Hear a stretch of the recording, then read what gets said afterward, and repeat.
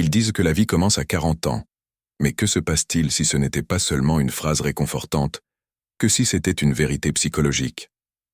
Carl Jung, l'un des plus grands esprits de la psychologie, croyait que tout avant 40 n'est que la préparation, juste la répétition. Jusqu'à ce moment, vous rassemblez des outils, des expériences, des blessures, des masques, sans encore savoir qui vous êtes vraiment. Et puis, quelque chose commence à remuer. À 40 ans, les questions deviennent plus nettes. Le bruit de l'ambition s'adoucit et une voix calme à l'intérieur commence à parler. Vous commencez à ressentir le poids des choses que vous avez utilisées, le temps, le sens, le regret, le désir. La personne que vous avez présentée au monde pendant si longtemps se sent soudainement comme un étranger. Et pour la première fois, vous vous demandez, pas ce que les autres attendent de vous, mais qui vous êtes en dessous de tout cela. Ce n'est pas une crise, c'est un appel. Dans cette vidéo, nous allons approfondir la vision de Jung de la seconde moitié de la vie, une époque non pas de déclin mais de transformation. Vous verrez pourquoi les 40 premières années ne sont pas gaspillées, mais nécessaires, et comment le vrai voyage commence non pas par des réponses, mais par des questions plus profondes. Parce que Beyond Youth and Success se trouve quelque chose de bien plus puissant, la redécouverte de l'âme. Commençons. Le masque que nous portons jusqu'à 40. Avant l'âge de 40 ans, la plupart d'entre nous vivent dans ce que Carl Jung a appelé la première moitié de la vie. C'est une période non définie par la vérité intérieure, mais par adaptation, en construisant ce qu'il a décrit comme le personnage, le masque social que nous portons pour répondre aux attentes du monde. Ce personnage n'est pas nécessairement un mensonge. C'est un outil nécessaire, une forme de survie. Nous apprenons à se comporter, à réussir, à s'intégrer dans les cadres de la société. Nous façonnons nos carrières, nos familles, nos identités. Nous trouvons des rôles à jouer. Le réalisateur, le gardien, le rebelle, le perfectionniste. Nous devenons bons dans eux. Certains d'entre nous deviennent même admirés pour eux. Mais lentement, presque imperceptiblement, nous oublions que le masque n'est pas notre visage. Nous commençons à confondre les performances avec la personne. Ce n'est pas un défaut. Cela fait partie du développement. Comme Jung l'a compris, l'ego doit être construit avant de pouvoir être remis en question. Vous ne pouvez pas transcender un moi qui n'a pas encore été formé. La première moitié de la vie est la construction de l'image de soi. Et comme tous les bâtiments, il doit s'élever avant qu'il ne puisse être examiné pour les fissures. Mais que se passe-t-il lorsque la structure ne correspond plus? Quelque part en cours de route, souvent à la fin de la trentaine ou au début de la quarantaine, quelque chose commence à se déplacer. Les stratégies qui travaillaient autrefois commencent à perdre leur pouvoir. Vous rencontrez le succès, mais cela ne vous satisfait plus. Vous atteignez vos objectifs, mais ressentez un étrange vide. Vous vous retrouvez dans une relation, dans une maison, dans une vie qui semble complète sur papier, mais se sent éloignée dans le cœur. C'est le début du tournant. C'est subtil au début. Un sentiment persistant qu'il y a plus dans la vie que cela. Un chagrin calme pour quelque chose que vous ne pouvez pas nommer. Un rêve que vous commencez à oublier. Une voix qui dit « Ce n'est pas qui je suis vraiment ». Pour certains, cela vient comme un épuisement professionnel. Pour d'autres, la dépression. Parfois, il arrive par la perte, la maladie, la trahison. Quelque chose interrompt l'élan. Et pour la première fois, vous êtes obligé de faire une pause et de demander « Pourquoi suis-je vraiment ici ?» C'est là que la psychologie de Jung devient non seulement la théorie, mais un miroir. Il a vu ce changement non pas comme un dysfonctionnement, mais comme une invitation, un appel intérieur vers l'individuation, le processus de devenir entier. Il ne s'agit pas de devenir parfait. Il s'agit d'intégrer les parties de vous que vous avez refusées, réprimées ou ignorées. Les pièces qui n'ont jamais eu de place dans votre personnage, l'artiste du comptable, le nourricière dans l'exécutif, le rêveur dans le sceptique, le guérisseur dans les blessés. Tous les visages oubliés que vous avez laissés pour réussir commencent à frapper à votre porte. Et cela peut être terrifiant. Parce que pour beaucoup, ce moment ressemble à un échec, comme s'effondrer, comme une crise de la quarantaine. Mais Jung vous dirait, ce n'est pas une panne, c'est une percée. La vie que vous avez construite était réelle. Mais maintenant, quelque chose de plus profond demande à émerger. Vous pouvez commencer à remettre en question votre mariage, votre travail, vos croyances. Vous pouvez vous retrouver à pleurer sur de petites choses, ou attiré par l'art, la nature, le silence. Vous pouvez vous éloigner des gens qui vous ont défini. Vous pouvez commencer à lire des livres que vous n'avez jamais envisagés, attirés par des histoires qui parlent à quelque chose d'ancien et de tacite en vous. C'est le début de la seconde moitié de la vie, bien que vous ne le reconnaîtriez pas comme tel. Vous pensez peut-être que vous vous perdez, mais vous commencez en fait à trouver ce qui a été enterré en dessous. Et le processus n'est pas rapide. Il n'y a pas de raccourci. Cela nécessite souvent de la solitude, de l'humilité et une volonté de se sentir perdu. Parce que la carte que vous avez utilisée jusqu'à présent ne fonctionne plus. Vous ne grimpez plus sur une montagne. Vous entrez dans une forêt, un endroit sans panneau de signalisation. Un endroit où la logique cède la place à l'intuition. Et pourtant, dans cette forêt, quelque chose d'extraordinaire commence à se produire. Vous recommencez à vous entendre à nouveau. Vous entendez la voix que vous avez fait taire pour être accepté. Vous vous souvenez des choses que vous aimiez autrefois, avant que le monde ne vous dise d'être utile. Vous trouvez une sorte de force qui n'a rien à voir avec le contrôle, et tout à voir avec la reddition. C'est le début de devenir réel, pas admiré, pas efficace, pas parfait, mais réel. Et dans cet espace, le travail de la seconde moitié de la vie commence. Pas la construction de l'identité, mais la découverte de l'âme. Il y a un moment, souvent calme et inopiné, lorsque le bruit du monde commence à s'estomper. Non pas parce que la vie elle-même a ralenti, mais parce que votre fin de validation externe commence à se dissoudre. Après 40, quelque chose dans les quarts de travail. Les applaudissements dont vous avez une fois envie n'échos de la même manière. Les éloges que vous avez chassés une fois se sentent creux. Et dans cette immobilité, où une fois, il y avait une ambition, il y a maintenant quelque chose de plus profond en remuant. Un murmure de l'âme. Carl Jung croyait que l'âme ne parle pas dans le langage de la raison ou de la réalisation. Il parle à travers des rêves, des symboles, de l'intuition, des choses que l'on nous apprend à rejeter dans la première moitié de la vie. Jusqu'à 40, nous sommes formés pour parler en termes mesurables, promotion, relation, bien, réalisation. Mais l'âme ne se soucie pas des mesures. Il aspire seulement à être entendu, à se souvenir, à voir. Dans le silence qui suit vos premiers succès, ou même vos premiers échecs, vous commencez à l'entendre. Cela peut commencer comme une question à laquelle vous ne pouvez pas répondre, un étrange mécontentement, un désir qui refuse d'être satisfait. Vous vous réveillez au milieu de la nuit, pas avec panique, mais avec un vide qui vous fait regarder le plafond. Vous commencez à vous demander si la vie que vous avez construite est la vie que vous vouliez réellement, ou juste la vie que vous pensiez que vous étiez censé vivre. Ce n'est pas une crise. C'est l'âme qui frappe, doucement, de manière persistante, de vous demander votre attention. Pour certains, ce coup arrive après la perte d'un être cher. Pour d'autres, après avoir réalisé un rêve à vie et réalisé que cela n'a apporté aucune joie durable. Parfois, c'est un divorce. Parfois, c'est une maladie. Parfois, c'est simplement l'immobilité d'un matin où tout se sent la même chose, et cette similitude devient insupportable. Ces moments suppriment l'illusion. Ils ne se soucient pas de votre statut ou de votre horaire. Ils arrivent avec un message. Vous êtes plus que la vie que vous avez construite. L'âme a attendu patiemment sous le personnage. Ça ne se précipite pas. Il ne demande pas.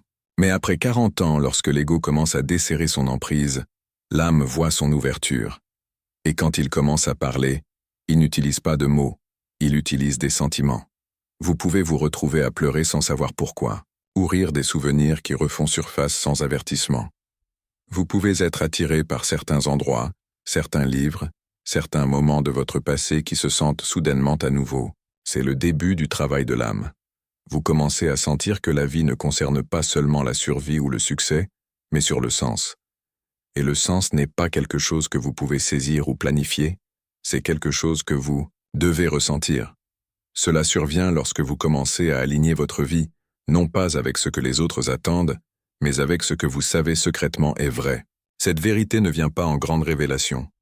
Il est livré en petites reconnaissances, les éveils entièrement qui changent la direction de votre vie par degrés. Vous pouvez avoir besoin de plus de solitude, non pas parce que vous êtes seul, mais parce que vous écoutez. En silence, vous commencez à vous rappeler qui vous étiez avant que le monde ne vous dise qui être. Vous vous reconnectez avec les rêves d'enfance, les envies créatives, les questions spirituelles que vous avez enterrées. L'ancienne carte ne s'applique plus. Vous commencez à suivre une boussole interne, et bien que le chemin puisse ressembler à l'incertitude pour les autres, il commence à vous sentir comme chez vous. Jung a appelé ce processus d'individuation la découverte progressive de votre vrai moi sous les couches d'adaptation et d'attente. Il ne s'agit pas de rejeter la vie que vous avez vécue, il s'agit de l'approfondissement. Intégrer les parties de vous-même qui ont été laissées. Faire la paix avec les contradictions en vous. Vous n'essayez plus d'être une chose. Vous vous permettez d'être entier. Cette intégrité comprend tout ce qu'on vous a appris à cacher. Votre sensibilité, votre peur, votre émerveillement, votre désir de plus que le succès matériel. Et plus vous écoutez, plus ces pièces cachées commencent à vous montrer le chemin. Pas par la logique ou la stratégie, mais par la résonance. Quelque chose à l'intérieur se sent simplement bien. Un chemin se sent vivant. Une décision, bien que irrationnelle, semble nécessaire. Et plus vous allez profondément, plus vous réalisez que l'âme n'est pas un concept, c'est une présence.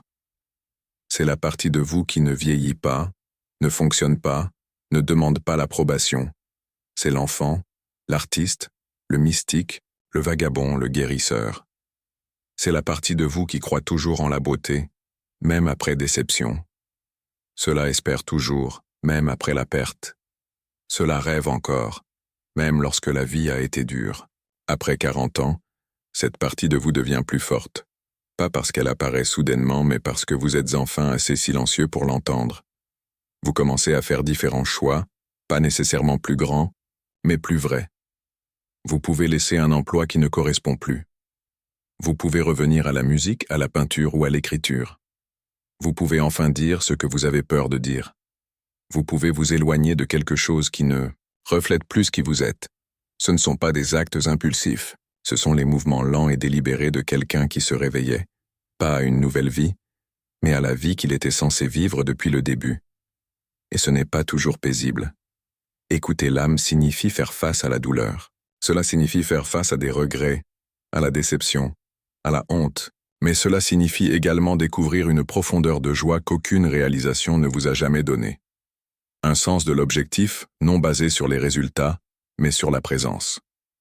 Vous commencez à vous sentir vivant non pas parce que tout est parfait, mais parce que tout est enfin réel. C'est ce que le silence après 40 apporte, l'espace pour vous entendre. Le courage de suivre ce qui résonne, l'humilité pour abandonner ce qui ne sert plus, et la volonté de recommencer, pas de zéro, mais de la vérité. La descente dans l'ombre, rencontrer le moi caché. Au moment où nous atteignons 40, quelque chose d'ancien commence à remuer sous la surface de notre vie soigneusement gérée. Ce n'est pas poli. Ce n'est pas pratique. Il ne se soucie pas des horaires ou des réalisations. C'est ce que Carl Jung a appelé l'ombre, la partie de nous-mêmes qu'on nous a appris à supprimer, nier ou renier. Et c'est précisément à ce stade de la vie, lorsque l'ego commence à perdre sa domination, que l'ombre monte à voir. La plupart des gens comprennent mal l'ombre. Ils croient que ce ne sont que les parties sombres, l'agression, la jalousie, la luxure, la rage. Mais Jung savait mieux. L'ombre n'est pas mauvaise, c'est simplement ce qui est caché. Il contient non seulement nos impulsions inacceptables, mais aussi notre potentiel non vécu, nos cadeaux oubliés, notre créativité silencieuse, nos passions interdites, notre pouvoir tranquille. Tout ce que nous avons enterré pour être accepté maintenant frappe à la porte demandant « Tu te souviens de moi ?» Et au début, nous résisons, nous disons « Ce n'est pas moi ». Nous essayons de l'expliquer. Nous nous disons que c'est juste une phase, une humeur, une confusion passagère. Mais l'ombre est patiente. Il attend. Il apparaît dans nos relations, dans des arguments que nous ne comprenons pas, dans les attractions que nous ne pouvons pas expliquer. Il parle à travers notre corps, par la tension, la fatigue, la maladie. Il apparaît dans nos rêves, dans notre art, dans les fantasmes que nous n'osons jamais exprimer. Il ne sera pas ignoré pour toujours. Pourquoi maintenant? Pourquoi? Après 40, parce que la première moitié de la vie concerne la construction, construire une carrière, une famille, une réputation. Nous sommes tellement occupés à grimper que nous n'avons pas le temps de regarder en bas. Mais finalement, nous atteignons un rebord. Nous nous arrêtons. Nous regardons en arrière. Et nous commençons à réaliser, il y a des parties de nous-mêmes que nous avons laissées pour arriver ici. L'enfant qui aimait danser, l'adolescent qui a remis en question l'autorité, la femme qui aspirait à voyager, l'homme qui voulait pleurer. Ces morceaux d'âme ne disparaissent pas. Ils se sont simplement cachés. Maintenant, ils viennent récupérer leur place. Rencontrer l'ombre n'est pas confortable. Cela ressemble souvent à s'effondrer. Vous pouvez vous sentir dépassé, émotionnel, facilement déclenché. Vous pouvez commencer à tout remettre en question, vos croyances, votre identité, vos choix. Ce n'est pas une faiblesse, c'est ce que Jung a appelé la descente dans l'inconscient. Un processus sacré. La nuit sombre, nécessaire avant l'aube, et voici la vérité que peu de choses disent. Cette descente n'est pas facultative. Si vous l'ignorez, il apparaît d'autres manières. Vous projetez votre ombre sur les autres en leur consultant ce que vous refusez de faire face en vous. Vous sabotez les relations. Vous répétez les modèles destructeurs. Vous vous engagez avec du travail, de l'alcool, des écrans. Mais si vous êtes prêt à affronter l'ombre, si vous êtes prêt à vous asseoir avec lui plutôt que de s'enfuir, quelque chose de miraculeux se produit. Vous commencez à vous récupérer. Vous voyez que votre colère a un message. Que votre envie pointe vers vos propres désirs négligés. Que votre tristesse n'est pas un défaut mais un signal. Vous arrêtez d'essayer d'être bon et de commencer à devenir entier. Et l'intégralité comprend tout. La beauté et la rupture. La lumière et l'obscurité. La partie de vous qui réussit et la partie de vous qui sabotage. Lorsque vous tenez tout avec compassion, la guerre à l'intérieur commence à se terminer. C'est là que commence la vraie transformation. Vous vous rendez compte que l'ombre n'a jamais été votre ennemi. C'était votre professeur. C'était la partie de vous tenant les vérités trop brutes pour une vie antérieure. C'était le gardien de votre authenticité. En y faisant face, vous ne vous libérez pas seulement. Vous devenez plus capable d'aimer les autres. Parce que maintenant, vous n'en avez plus besoin pour être parfait. Vous ne demandez plus qu'ils portent le poids de votre propre moi. Vous devenez plus indulgent, plus réel, plus humain. Et étrangement, la vie devient plus riche. Les couleurs semblent plus lumineuses. La musique vous touche plus profondément. Les conversations deviennent plus honnêtes. Vous riez plus librement. Vous pleurez sans honte. Vous vous sentez et ressentez vraiment, pour la première fois depuis des années. Et bien que le monde qui vous entoure puisse se ressembler, votre monde intérieur change. Vous n'essayez plus d'être quelqu'un. Vous devenez vous-même. Ce processus ne peut pas être précipité. L'ombre ne répond pas à la force. Elle répond à la présence. Vous apprenez à vous asseoir dans l'inconfort sans courir, pour supporter de la douleur sans le réparer. Demandez « Qu'est-ce que cela ?» Essaie de me montrer, au lieu de « Comment puis-je l'arrêter ?» C'est le travail de l'âme, pas de contrôler la vie, mais de l'écouter. Faire confiance que tout ce que vous ressentez a un sens. Même les choses difficiles. Surtout les choses difficiles. Et lorsque vous commencez à vivre de cette façon, quelque chose d'inattendu se produit. Vous commencez à ressentir la paix, pas parce que la vie est plus facile, mais parce que vous ne vous battez plus. Vous acceptez votre complexité. Vous cessez de devoir prouver quoi que ce soit. Vous vous déplacez dans le monde non pas avec certitude, mais avec présence. Pas avec des réponses, mais avec sincérité. Et d'autres le ressentent. Ils vous font plus confiance. Ils s'ouvrent. Parce que vous ne vous cachez plus. Vous ne faites plus semblant. Vous êtes enfin à la maison, dans votre propre peau. C'est la descente dont le Jung a parlé, pas dans l'obscurité mais en profondeur. C'est le chemin du courage, de guérison, de devenir. Il ne s'agit pas de réparer qui vous êtes. Il s'agit de rencontrer qui vous avez toujours été, et de les accueillir à bras ouverts. Embrassez le deuxième acte, le voyage vers la complétude. Atteindre 40 n'est pas simplement un passage du temps. Il marque un tournant profond, un réveil vers une nouvelle façon de vivre qui exige le courage, l'honnêteté et la reddition. Les années avant 40 visaient à construire, à réaliser et à se conformer, mais après ce seuil, la vie vous invite à quelque chose de radicalement différent, le voyage vers l'intégralité. Ce voyage ne suit pas les voies familières, de l'ambition ou de l'approbation sociale. C'est un appel à ralentir, à écouter vers l'intérieur et à embrasser le spectre complet de votre être. Le moi fragmenté, divisé entre le personnage et l'ombre, le conscient et l'inconscient, commence un lent processus d'intégration. C'est une œuvre de guérison patiente et persistante. Carl Jung a décrit cela comme l'individuation, le processus par lequel l'individu devient entier en embrassant tous les aspects de la psyché, à la fois la lumière et l'obscurité, la force et la vulnérabilité. L'individuation ne concerne pas la perfection ou l'échappement de la douleur, il s'agit de vivre avec l'authenticité, le courage et la compassion. Le deuxième acte de vie demande à l'abandon des illusions construites en première mi-temps.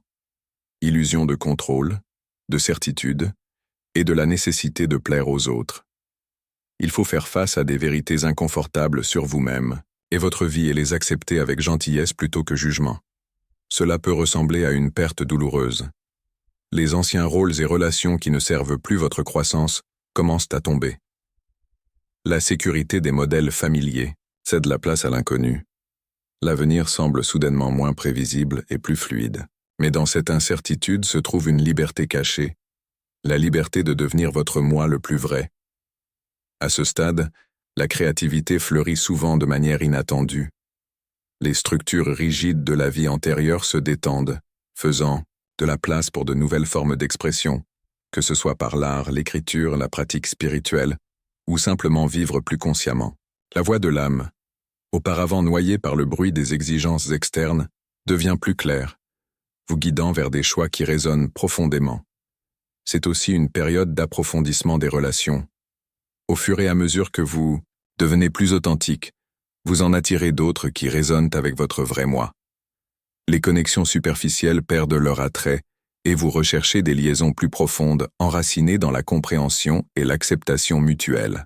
Pourtant, embrasser ce voyage n'est pas sans défi. L'ego résiste à perdre le contrôle. La peur, le doute et la solitude peuvent survenir lorsque vous vous éloignez des identités et du confort familier. Mais ces sentiments sont des signes que la transformation est en cours. La clé est de relever ces défis avec patience et compassion de soi. Plutôt que de faire avancer aveuglément, vous apprenez à honorer votre rythme et votre processus. Vous reconnaissez que la croissance n'est pas linéaire. Il vient en cycle d'expansion et de contraction, de clarté et de confusion. Surtout, cette seconde moitié de la vie vous invite à embrasser le paradoxe, la coexistence des opposés en vous-même. Force et vulnérabilité, certitude et doute, joie et tristesse. Vous apprenez que la complétude ne consiste pas à éliminer les contradictions mais à les tenir avec ouverture. Jung croyait que cette intégration conduit à un profond sentiment de paix, une paix qui ne dépend pas des circonstances extérieures, mais provient de l'harmonie intérieure. C'est une paix née de vous connaître et d'accepter pleinement, même les parties que la société vous a dit une fois de cacher. En embrassant ce deuxième acte, vous commencez à vivre à partir d'un lieu d'authenticité plutôt que d'attente. Vous entrez dans une vie définie non pas par ce que vous avez accompli, mais par qui vous devenez. Et ce faisant, vous ouvrez la porte à la vraie liberté, la liberté de vivre avec un but, une passion et une présence. Le chemin peut être incertain et sinueux, mais il est riche en possibilités. Il vous invite à devenir l'auteur de votre propre histoire, pas écrite par les demandes des autres, mais une élaboration des profondeurs de votre propre âme.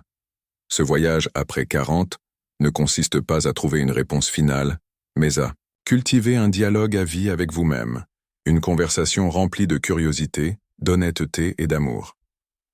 C'est un chemin de découverte, de renouvellement et de transformation continue. Et donc, la vraie vie commence. Pas comme une arrivée, mais comme un déroulement, une danse entre ce qui a été et ce qui est encore à venir. L'invitation est claire.